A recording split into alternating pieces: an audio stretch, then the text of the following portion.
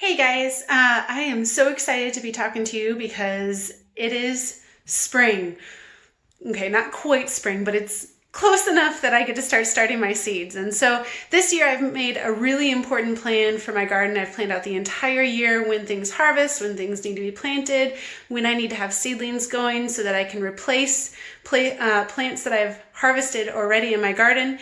And this is the first set of seeds that I have planted, and I am so excited. So I've got a couple in different areas of the house, and most of them actually are over at my mom's house, and then I have a couple at my mother-in-law's house because our house is just so strapped on space. We live in a very tiny house, and so they've been kind enough to open up their homes to me and let me put some seedlings in their houses for the garden coming up.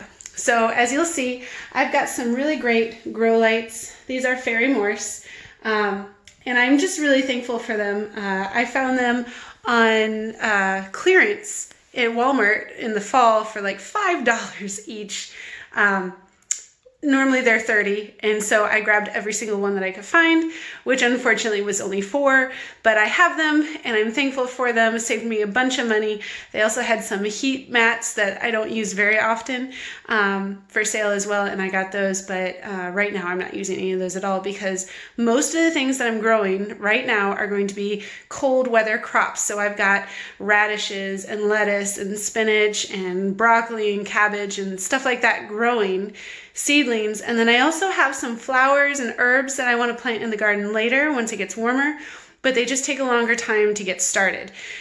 Things like eggplants, I've got that planted because I really want to give them a good start, make them super strong and big before I put them out in the garden when they're ready to go. So you'll see I've got, you can't see anything, honestly, it's just dirt, but I have labeled my plants down here because I just find that every time I put a marker in my seed tray, it always ends up getting really wet and the lines start bleeding, or it's plastic, and even though I use Sharpie, it wipes off, and I haven't found anything that really does well. And so this year I'm starting to do this these stickers, and so far it's been really good, and they're just canning stickers, and they wipe off really easily when they get wet, so later on I'll be able to change them out easily. They just wipe off real easily, and I'm not watering the outside of my trays, so I don't have to worry too much about them getting wet from there, and they're kind of stuck under a little bit of a lip. But you'll see I have quite a few things, areas planted. Oh, there's one little bit, I don't know if you can see this. I'm gonna get this really close. Can you see this baby plant? Oh my goodness. Okay, well, you can't really see it very well, but I've got it right there, and that's my Brussels sprouts. So exciting. Okay, so I'm gonna take you through and grab something on the way out. And here we go into the sunroom. So this is one of the reasons why I'm really excited to be able to use my mother's house. She has this really beautiful 3 seasons area. I mean, it's just windows, windows, windows, windows all around, and then there's windows behind me. And so I've got a few seedlings down here, a few trays, and I've got those. I also have some cuttings that I made earlier, and I've got those right here. Some of them didn't make it, some of them are doing really well. It looks like the gooseberries and the currants and the roses, some of the blueberries, those are doing really good.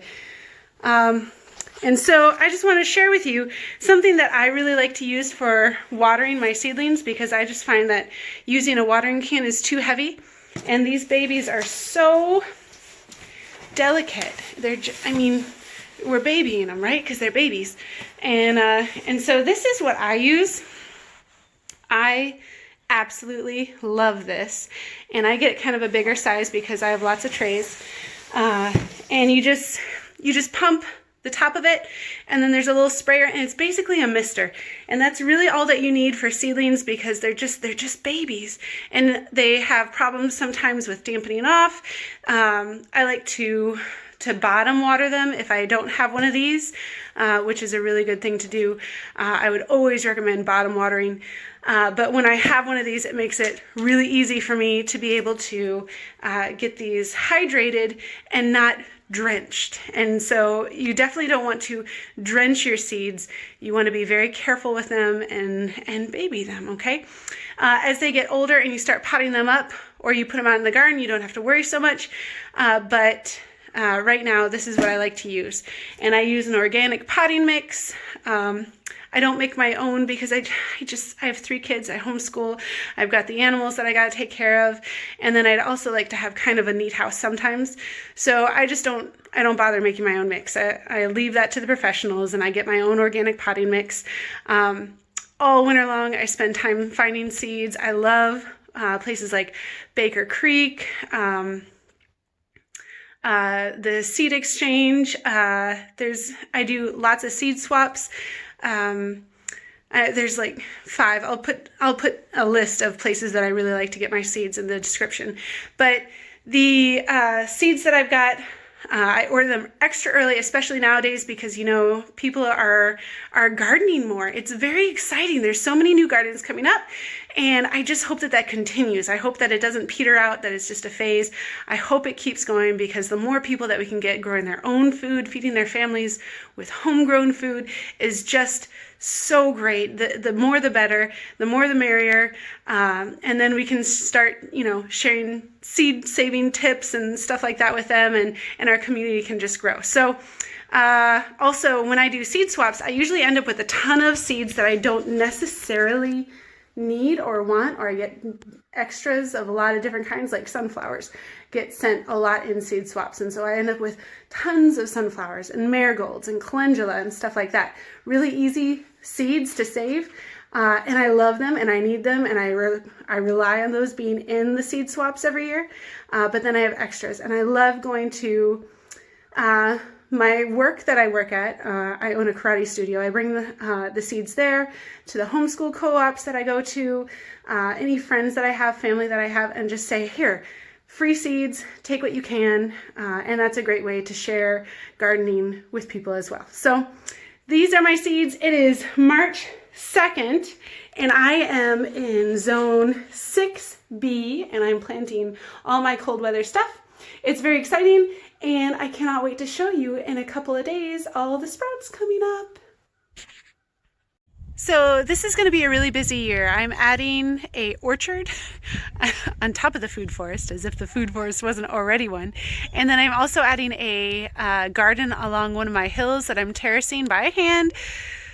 Oh, it's taking so much time. I started last fall. I'll show you some of the details on that. But then also, this year I'm going to be helping my mom create kind of a memorial garden for my father.